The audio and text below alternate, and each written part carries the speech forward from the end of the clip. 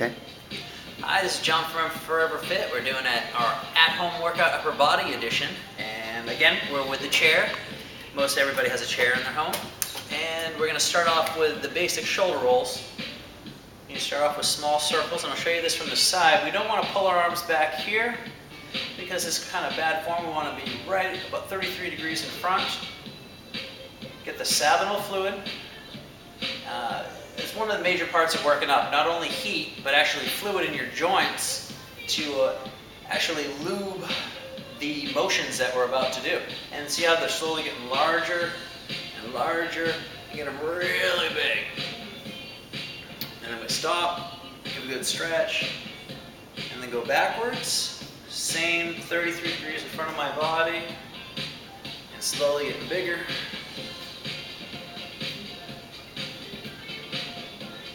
Okay, and then you want to do those for probably about somewhere around 30 minutes to a minute on each side or each half. And it's actually a really good warm-up for your shoulders. And then we're going to go we're going to start off with more of a bent over row. So our body's in a neutral position. Just kind of keep your core taut, pull your arms back slightly, and your shoulder blades come back, and you want to keep your spine in this natural curve, just like that. And now I just bend over from the waist, my knees get bent, and I'm going to slowly pick up the chair and bring it to my body, using my elbows as the motivator. I should probably do this one. The elbows as my catalyst. So I'm pulling back with my elbows, and I'm squeezing my shoulder blades together, and really feeling it in my back. Then from there, we are going to do our push-ups using the chair. And you can either grab like a neutral style grip, which just means your hands are face forward rather than a pronated or supinated grip. And we come down, and we want to keep our elbows right around our chest level. A lot of people like to swing their elbows up high, which gets too much into the rotator cuff. So we want to keep it down by our sides, push up, slowly lower, push, and we're squeezing with our pectorals. And the motion, one of the major motions of the chest is to bring our elbows together. And that type of motion will actually work the chest more efficiently than a stagnant motion. And then from there, we're going to go into our torso twists, which we're just going to turn this around. We'll keep this straight. We keep our back in a neutral position, and we're going to twist to the side and twist to the side. It's easy to let momentum take you through this motion, but if you use your core to create the motion,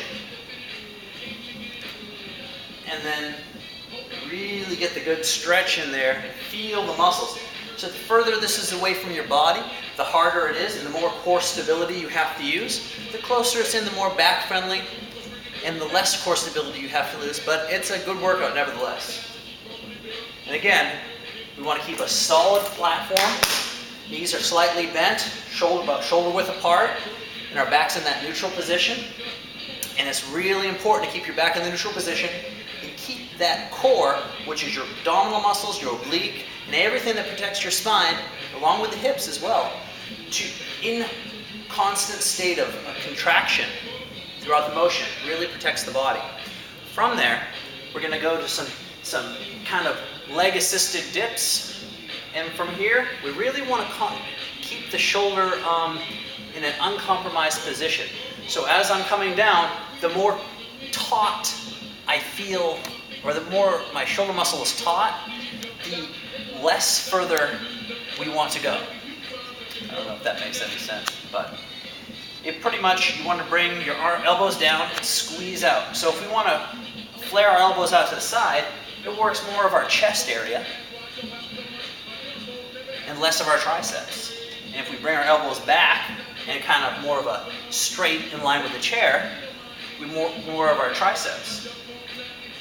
And again, my core is engaged throughout this whole thing. And if you're wondering what exercise or how much set, the general rule of thumb is probably about 2 sets at about 10 to 12 repetitions apiece, and concentrate on form, and then slowly work our way up from there. I, myself, do more of a feel method where I go to I'm fatigued. And it's not where I initially think I'm fatigued, but I push a couple more repetitions past that point, not to the point of failure, because if you fail, that means your body is fully exhausted and you'll be lacking on your previous exercises or your following exercises.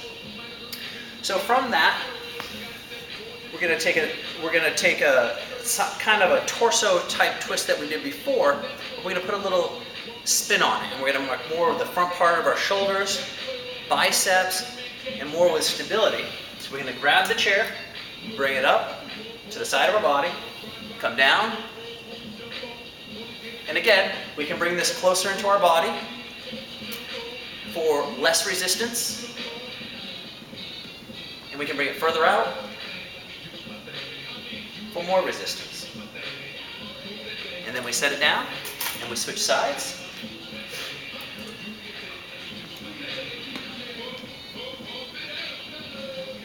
We really want to concentrate for the transfer of motion. So when I'm down in this angle, I'm really feeling it in my lats, really feel it in my obliques, and then you're opening yourself up so it gets into your shoulders and it gets into your biceps as we're moving. And again, if your chair is too heavy, you can always go through the motions with any object in the room that has some significant weight, or just your hands are fine. And really concentrate on the muscles at hand. It's more important to feel the muscles in the exercises and then work out than it is to work out without knowing what the muscles feel like. But again, you never figure out what the muscles feel like until you kind of work out too. So find your balance. Nothing's going to come overnight. It's always going to come with a little bit of time. In our final exercise, although we're working out a lot of our core muscles, it's more of a abdominal focus, because I know everybody likes to have that trim, beach body looking stomach. And this one is a 90-degree sit-up with a pullover. And the reason why we put our legs at this 90-degree angle is it limits our hip flexors. If our feet are down on the ground, we can actually use our hips to lift our own abdominal cavity, and it takes the emphasis off the abdominal. So when we have 90 degrees, it's more of a focus on our abdominals. So you can put your hands in any direction that you want to, whatever feels kind of comfortable, and have fun with it. So we bring our arms back, and then we shoot straight up to the sky. So as soon as we see our hands, we're instantly going up, and we're lifting our abdominals.